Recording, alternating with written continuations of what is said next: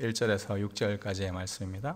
구약성경 시편 1편 1절에서 6절. 우리 외울 수 있는 분들은 다 같이 또 암송해서 외워보시고 같이 읽어보겠습니다. 복 있는 사람은 악인들의 꾀를 따르지 아니하며 죄인들의 길에 서지 아니하며 오만한 자들의 자리에 앉지 아니하고 오직 여호와의 율법을 즐거워하여 그의 율법을 주야로 묵상하는도다. 그는 시냇가에 심은 나무가 철을 따라 열매를 맺으며 그 잎사귀가 마르지 아니함 같으니 그가 하는 모든 일이 다 형통하리로다.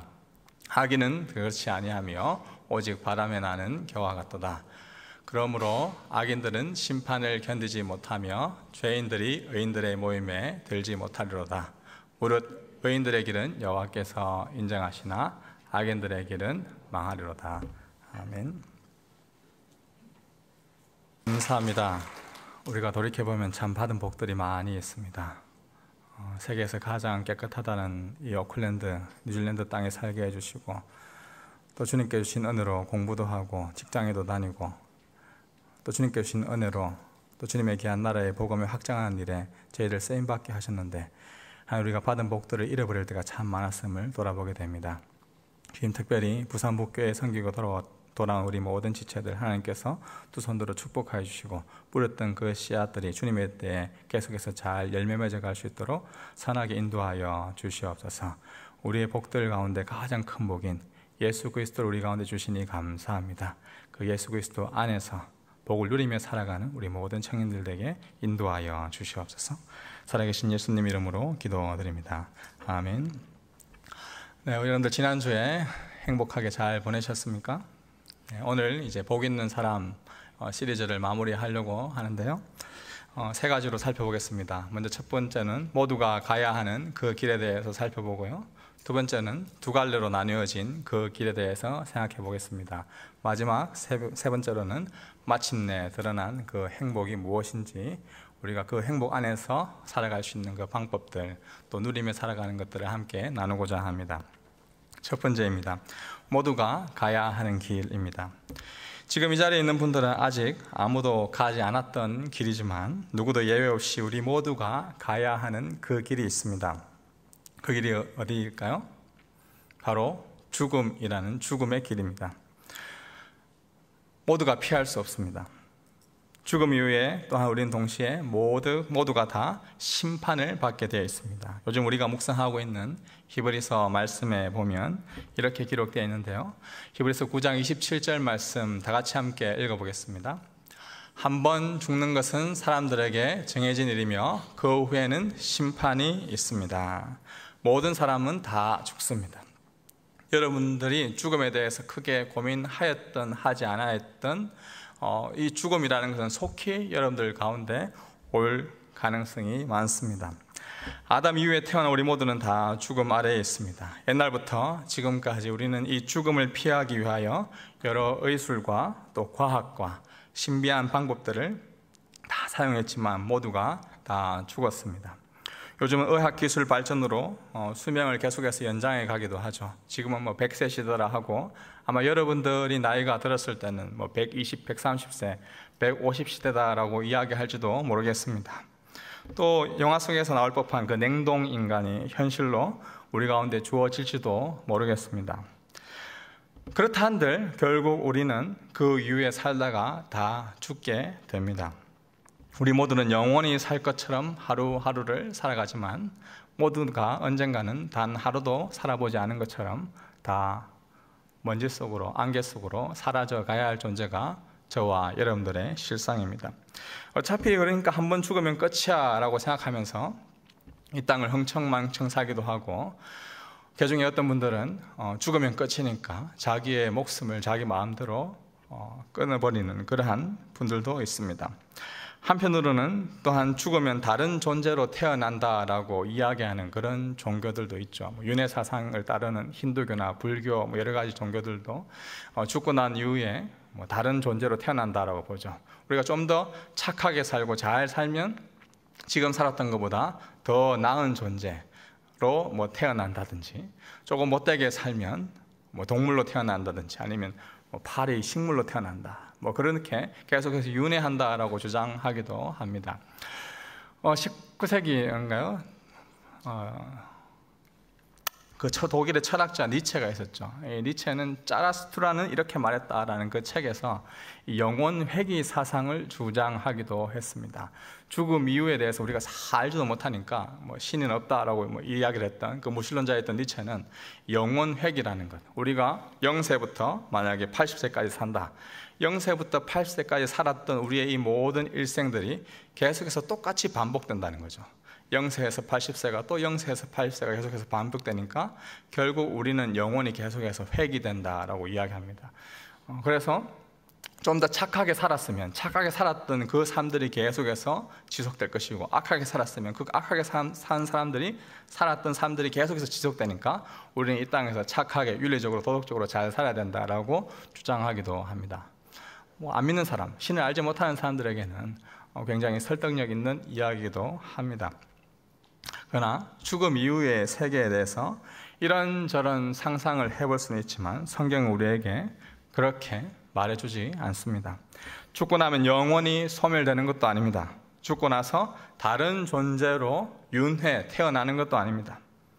지금의 일생이 계속해서 영원히 반복되는 그러한 것도 아닙니다. 죽고 나면 다른 죽음 이후의 세계에 우리는 들어갑니다. 아무도 가보지 않았기에 뚜렷하게 설명드릴 수는 없지만 말씀으로 우리 가운데 계시하신, 감추어진 그 진리를 우리 가운데 덜 추어내신 그 하나님의 말씀에 따르면 분명 죽음 이후에 또 다른 세계가 있습니다. 이것이야말로 한편으로는 우리에게 가장 큰 소망과 삶의 이유가 되기도 합니다.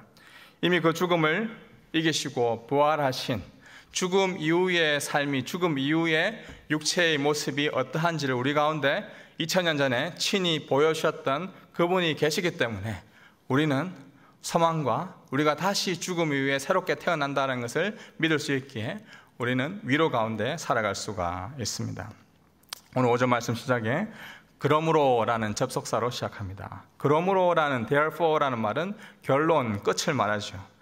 우리 인생에도 그러므로, 그리하여, 그 결국에는 마침내 마지막일 때가 곧 올 것입니다. 생명과 죽음이 이어지는 그 모든 단계 끝에서 마지막 이 단계에는 바로 이 끝난다는, 그러므로라는 이 끝나는다는 끝이 오게 될 것이고, 그 다음에는 보니까 심판이라는 것이 우리에게 주어집니다. 우리 모두는 다 죽고 난 이후에 그 코트에, 심판대에 다 가게 될 것입니다. 여기 심판이라는 말은 다스리다, 재판하다, 판단하다라는 그 의미에서 나온 단어인데, 다스림과 재판의 기준이 되는 이 공의를 나타낼 때 이 심판이라는 단어를 사용합니다. 그래서 하나님께서 공의로 한치의 오차도 없이 정확하게 심판하실 그때가 우리에게 분명히 올 것을 이 심판, 미시파트라는 이 단어를 통해서 우리에게 분명히 말해주고 있습니다. 사랑하는 우리 청년 여러분, 지난 한 주간 여러분은 정말 공정하고 합리적인 사회 속에서 살아오셨습니까? 또 그렇게 살아가셨습니까? 제가 며칠 전 출근길에 이제 차를 타고 오면서 신호를 기다리고 있었습니다. 직진과 우회전과 좌회전이 있는 곳인데요. 평소는 이 왼쪽 신호가 들어오면 횡단보도에 사람이 건너지 않으면 가는데 그날따라 횡단보도에 불이 들어와가지고 빨간 불이 있었고요. 그래서 저는 이제 불이 우회전하고 직진 신호가 바뀌었지만 차를 기다리고 있었습니다. 근데 갑자기 뒤에서 빵 하면서 경적을 울리는 거예요. 그 사람은 평소 좌회전으로 자주 가던 그 습관이 있었겠죠. 저보고 왜 앞에서 안 가냐라는 그런 식으로 뒤에서 빵빵 하면서 계속 하던 거예요. 저는 횡단보도에 사람이 건너고 있는데 어떻게 지나갈 수 있습니까? 그걸 내려서 말할 수도 없고. 그래서 이제 사람이 건너고 나서 깜빡이고 있을 때 이제 건넜는데, 그러면서 빵 하면서 쏜사같이 확 가는 거예요. 제가 창문을 열고 뭔가를 하려고 하다가 차마 그러면 안 되겠다 싶어서 참 이상한 사람 다 있네, 요즘 참 오클랜드 운전하기 쉽지 않구나 하는 그런 이제 마음들이 들었습니다. 제가 억울한 거죠. 횡단보도에 사람이 지금 건너고 있었는데 계속해서 뒤에 빵빵하고 있으니까. 사실 이건 굉장히 사소한 경우지만 여러분들 집에서든 뭐 직장에서든 학교에서든 억울함, 부당한 일을 당할 때가 참 많이 있습니다.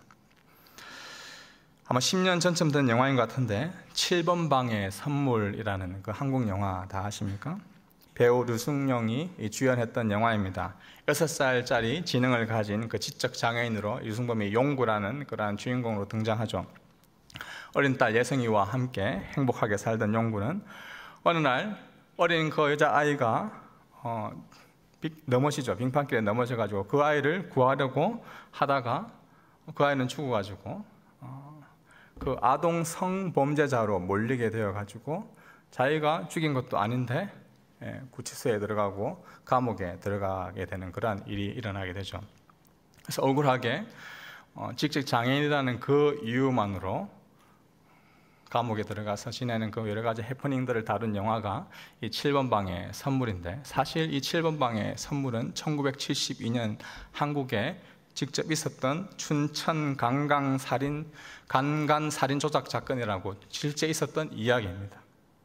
당시에 그 용구의 역을 맡은 정원섭 씨는 이 경찰의 고문과 조작으로 인하여서 자기가 직접 그 아이를 죽이지도 않았음에도 불구하고 아이를 강간하고 죽였다는 그 혐의를 받고 감옥에 들어가게 됩니다.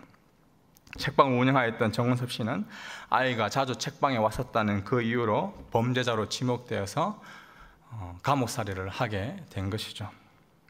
물론 이후에 모범수로 선정이 되어서 한 15년 정도의 감옥살이를 하다가 풀려났지만 여전히 아동 강간 살인범이라는 그 죄를 누명을 계속해서 씌우고 살았습니다. 약 한 40년이 지나서야 2011년에 그 죄가 법원에서 무죄로 판명되는 그 일이 한국에서 있었습니다.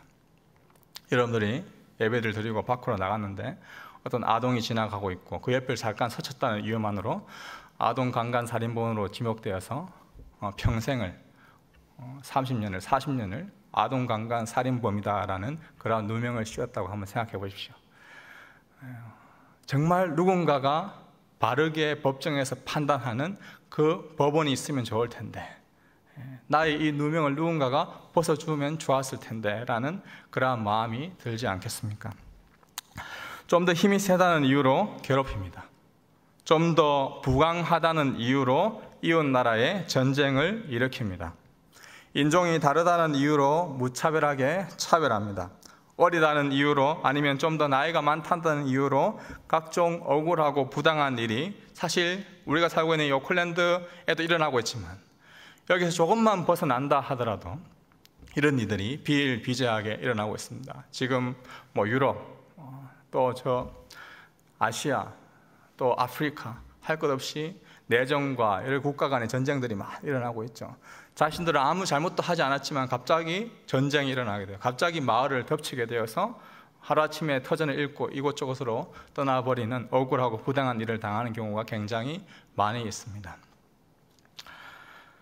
누가 이러한 사건, 억울한 일에 대해서 최종적으로 변론해주고 판결해주면 좋을 텐데 라고 생각되는 일들이 많이 있습니다. 그런데 위로와 희망이 되는 것은 이 세상에서 일어난 모든 일, 모든 사람에 대해 분명하게, 정확하게 한치의 오차도 없이 판결하고 선고할 그 하나님의 심판이 우리 모두에게 있을 그날이 다가오고 있습니다. 한 번 죽는 것은 우리 모두에게 정해진 것이고 그 후에는 심판이 있다라고 성경은 분명히 우리에게 이야기해주고 있습니다. 이 하나님의 심판에는 누구도 예외 없이 다 서게 될 것입니다. 사랑하는 우리 청년 여러분, 여러분이 태어나면서부터 지금까지 살아왔던 모든 날들, 또 앞으로 살아갈 모든 날들에 대한 심판, 평가가 정확하게 내려질 그날이 여러분 앞에 기다리고 있습니다. 모든 것이 낱낱이 다 드러나서 선과 악을 구분하게 될 그때가 올 것이기 때문에 두려움과 걱정이 사실 우리에게 다가올 수도 있습니다. 또 한편으로는 정말 억울하고 부당하고 합리적이지 않은 그러한 일들을 많이 당했을 경우에는 오히려 이러한 것들을 완전하게 판결을 내려줄 그날이 우리에게 다가온다는 것은 또한 희망이고 위로가 됩니다. 두 번째로 두 갈래 길로 나누어진 길에 대해서 생각해 봅시다. 분명히 심판이라는 것이 있고 또한 그때 악인인지 죄인인지 아니면 의인인지 이 두 갈래 길로 나누어지는 그때가 우리에게 반드시 옵니다. 우리 5절 말씀 다 같이 한번 더 읽어보겠습니다. 그러므로 악인들은 심판을 견디지 못하며 죄인들은 의인들의 모임에 들지 못하리로다. 악인들은 심판을 견디지 못합니다. 여기 심판을 견디다라고 표현된 이 단어는 이 법정, 이 코트의 자리에서 제대로 이 스탠드하고 있지 못한 그러한 상태를 뜻합니다. 영어 번역본에 보면 The wicked will not stand in judgment라고 되어 있습니다. wicked man은 not stand 한다. 네. 이걸 가리켜서 이제 퀼러라는 분이 연구에 하셨는데, 옛날에 사람들이 죄를 지으면 피고인이 법정에서 이 재판을 받을 때 보통 무릎을 꿇고 있거나 엎드려 있었다고 합니다. 그런데 이 죄를 지은 사람을 판결할 때 이 사람이 정말 죄가 없었다고 이 판사가 판결을 내리면 그 사람을 스탠드하게 만듭니다. 일어서게 만듭니다. 그러면 이 사람은 죄가 없다라고 여기는 것이죠. 그런데 여기 보니까 악인들은 그 심판을 견디지 못한다, 스탠드하지 못한다, not 스탠드 한다라고 말하는 것은 죄가 분명하게 있다는 것이죠. 그리고 이어서 나오는 게 뭡니까? 의인들의 모임에 죄인들이 들지 못한다라고 분명하게 더 확정시켜주고 있습니다. 분명히 악인들과 죄인들, 그리고 의인들, 악인들과 죄인들이 한 거 있고요, 의인들이 있는 이 두 갈래길이 분명히 나누어지는 그 심판의 때가 온다는 것이죠. 하나님께서 심판하실 때 일어서는 존재가 있고, 하나님께서 심판하실 때 일어서지 못하고 계속해서 엎드려 있는, 견디지 못하고 그 의인들의 모임에 들지 못하는 그 악인들, 죄인들, 오만한 자들이 있다는 것입니다. 모두가 다 죽음의 길을 가지만 죽음 이후의 길은 두 갈래 길로 나뉘어집니다. 의인들의 모임에 들 것인가, 아니면 죄인으로서, 악인으로서, 오만한 자로서 그 의인들의 모임에 들지 못하고 망하는 길로 갈 것인가. 인생은 두 갈래 길로 나뉘어지게 됩니다. 여러분들은 어디로 갈 수 있을 것 같습니까? 세 번째로 마침내 드러난 행복에 대해서 생각해 봅시다. 6절 말씀 다 같이 한번 읽어보겠습니다. 6절 시작. 무릇 의인들의 길은 여호와께서 인정하시나 악인들의 길은 망하리로다. 이 무릇이라는 단어는 왜냐하면이라고 번역되는 이 히브리어 단어를 지금 번역한 것인데, 이 시편 1편에 대한 최종적인 결론으로서 바로 이 6절 말씀을 말해주고 있습니다. 그래서 저는 이 마침내 드러났다라고 번역해 보았습니다. 마침내 드러났는데 여호와께서 인정하는 의인들의 모습과 여호와께서 인정하지 않는 악인들의 모습, 이것을 마침내 우리에게 보여주고 있습니다. 왜 마침내 드러난 행복일까요? 먼저 보시면 여호와께서 의인들을 인정하다라고 말합니다. 이 여호와께서 인정하다라는 이 표현을 직역해보면 여호와께서 안다, God know랍니다. 하나님께서 아신다는 것이죠. 하나님께서는 의인들의 길을 추상적으로 아는 것이 아니라 구체적으로 너무나 잘 아십니다. 의인들의 길을 돌보시고 인도하시고 끝까지 그 길을 이끄셔서 그들을 파멸과 죽음의 길에서 건져내실 것입니다. 이러한 자들이 바로 여호와께서 아시는 자들, 의인들입니다. 구약성경에서 여호와께서 안다라는 그런 표현을 할 때 여러 곳곳에서 나오고 있는데, 주로 의인들에게, 여호와께서 구원을 베푼 사람들에게 이 여호와께서 안다라는 표현을 씁니다. 그냥 단순히 이름을 안다, 그 사람이 어떤 직업을 가지고 있다, 어떤 나라 사람이다, 이런 아는 정도가 아니라 그 사람과 친밀하게 인격적인 교제를 내리고 있는 그러한 관계를 가리켜서 안다라고 표현하죠. 그래서 창세기에 보면 부부간에 밤에 잠자리를 가질 때 그 잠자리를 한다는 것을 부부가 안다라고 표현을 쓰기도 하죠. 그만큼 친밀한 관계를 가리켜서 안다라고 이야기합니다. 여호와께서는 의인들을 안다라고 이야기하십니다. 이것이 우리에게 가장 큰 위로와 소망인 것입니다. 그런데 누가 여호와께서 아신다라고 인정받습니까? 바로 의인들입니다. 누가 의인입니까? 누가 인정을 받는 의인들입니까? 여러분들은 의인이라 칭함받을 수 있는 그러한 자격이 있습니까? 여기 의인이라고 해당되는 이 단어는 죄가 전혀 없어서 의인이다, 죄가 전혀 없다는 그런 의미에서 퍼펙트한 사람이다라고 해서 의인이다라고 칭하지는 않습니다. 나름대로 또한 어려운 행동, 착한 행동을 했다고 해서 또한 의인이라 여김을 받는 것도 아닙니다. 우리가 아담 이후에 태어난 모든 사람들은 다 원죄를 가지고 태어납니다. 누구도 하나님 앞에서 어렵다고 여김받을 의인이 없습니다. 여호와께서 나를 안다라고 인정받을 수 있는 사람은 아무도 없습니다. 그러나 어떻게 우리가 여호와께서 어렵다라고 인정할 수 있는 그 의인, 여김받을 수 있는 그러한 존재가 되어 있습니까? 성경의 전체 맥락 가운데 보면 로마서에 보면 바울이 이 의인, 우리가 의인으로 칭함받는, 여호와께서 안다라고 칭함받는 그 의인들이 어떻게 의인이 되었는지에서 명확하게 우리에게 말해주고 있죠. 로마서 3장 24절에서 25절입니다. 그러나 그리스도 예수 안에 있는 구속으로 인해 하나님의 은혜로 값없이 어렵다는 인정을 받습니다. 25절 같이 읽어볼까요? 하나님께서는 이 예수를 속죄제물로 내어주셨습니다. 어렵게 되는 것은 예수의 피를 믿음으로써 이루어집니다. 이는 하나님께서 오래 참으시는 가운데 과거에 지은 죄를 간과하심으로 그분의 의를 나타내시기 위함입니다. 하나님의 은혜로 값없이 어렵다고 인정받을 자들을 가리켜서 의인이다 라고 여호와께서 인정하는 자다라고 일컬어 주십니다.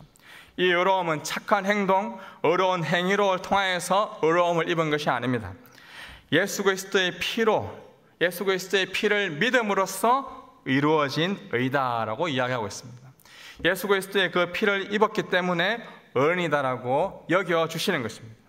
고린도후서 5장 21절 말씀입니다. 5장 21절 말씀 한번 다 같이 읽어보겠습니다.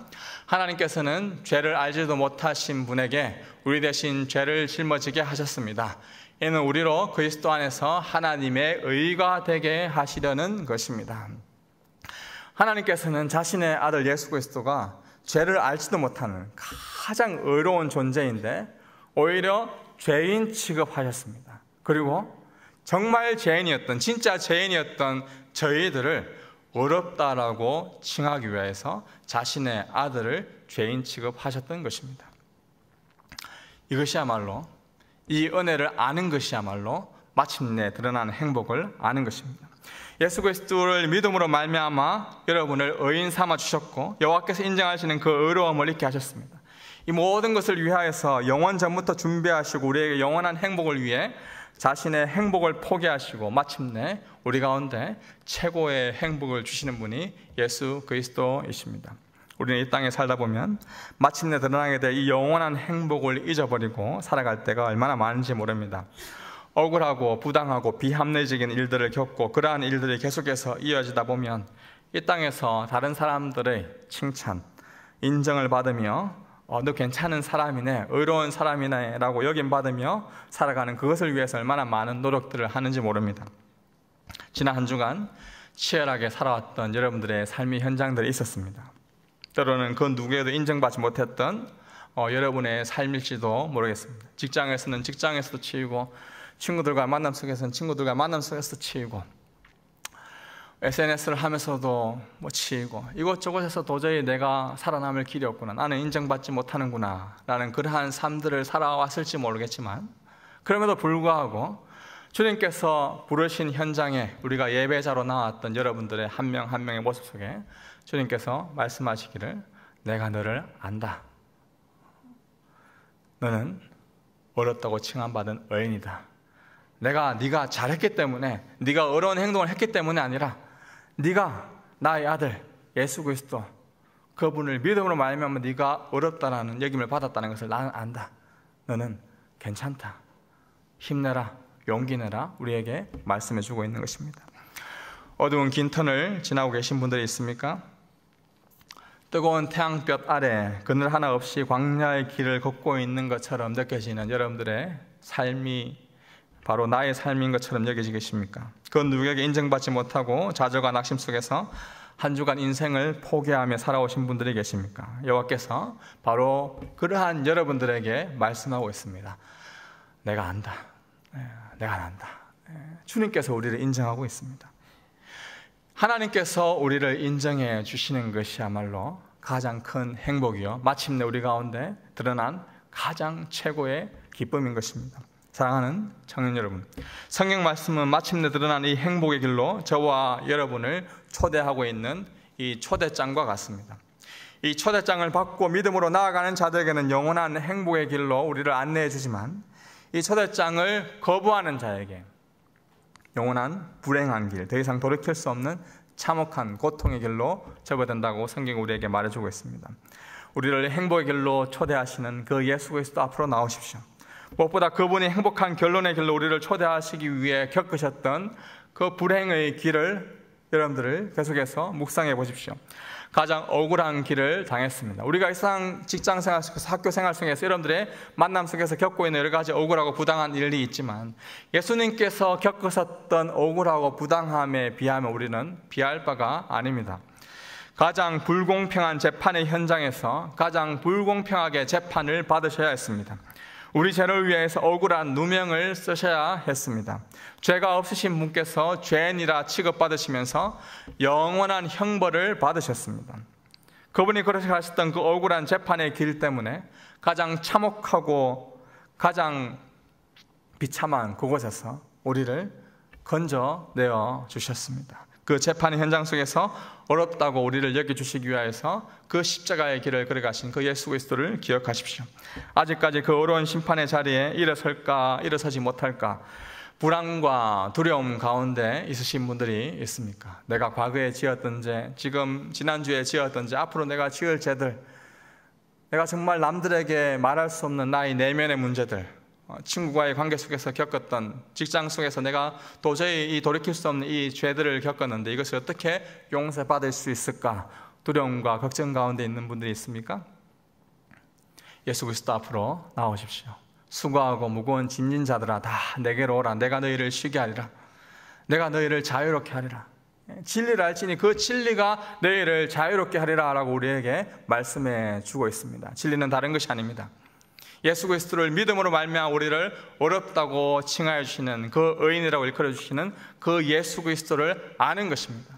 그 예수 그리스도께서 비록 우리가 죄 많고 허물 많고 연약한 존재이지만 예수 그리스도를 입었다는 그 이유만으로, 믿었다는 그 이유만으로 우리를 재판의 그 현장 속에서, 그 미시파트의 그 현장 속에서 스탠드업 하라고, 일어서라고 우리에게 말씀해 주십니다. 이건 전적인 하나님의 은혜입니다.